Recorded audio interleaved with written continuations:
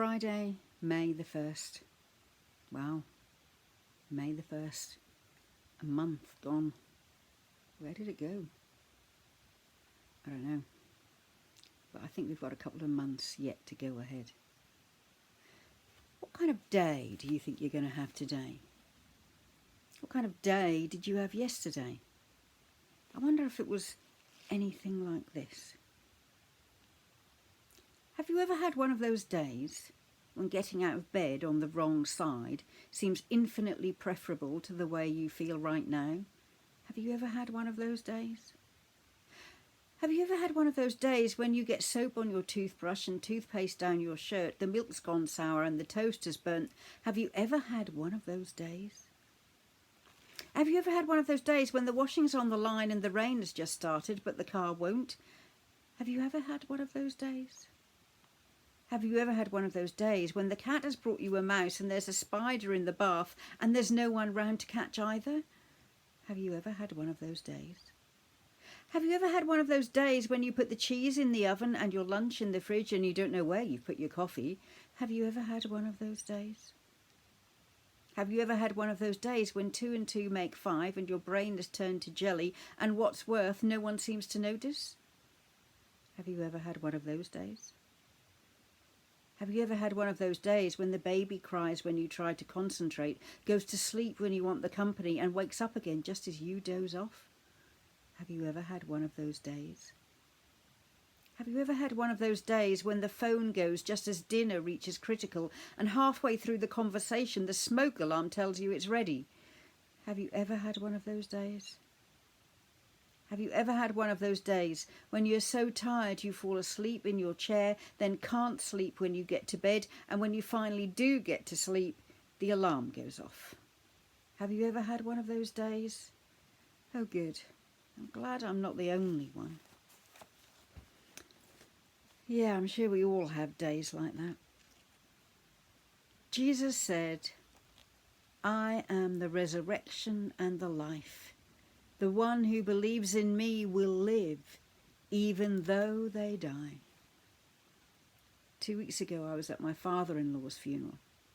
This week, I was taking the funeral for someone whose mum had died. And that particular saying is most frequently used in my experience at funerals. I am the resurrection and the life.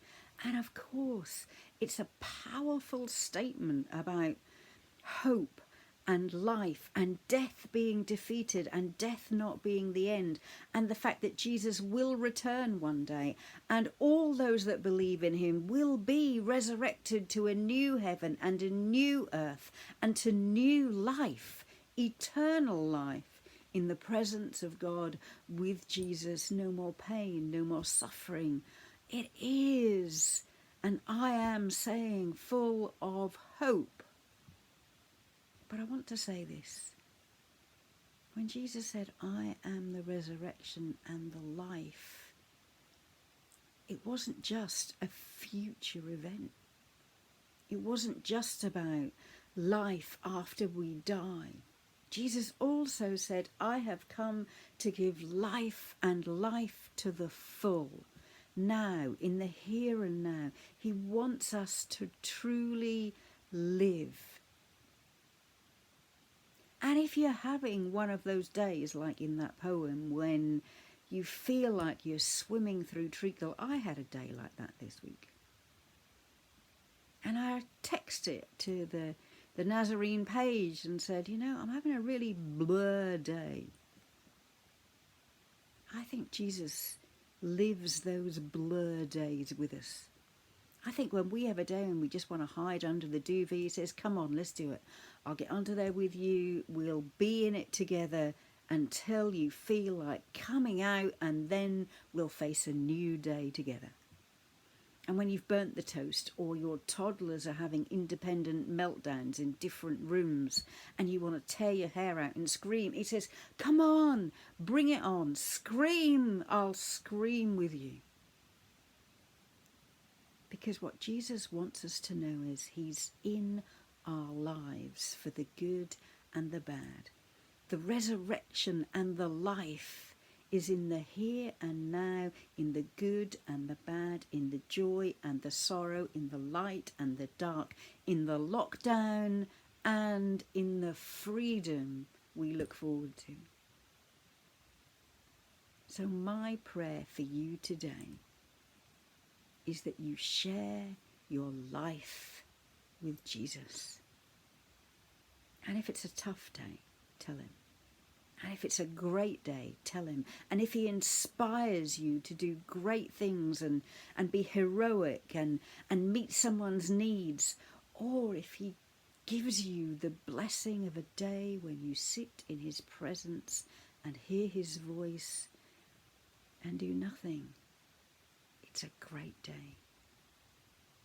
And if it's a really, really rubbish day and a tough day, and you feel like hitting your head on a brick wall, he says, I'll cushion it for you. And if you don't want to speak to me at all, I'll be here, waiting, tomorrow, for a new day, a resurrection life, new day, tomorrow. Because that's who Jesus is.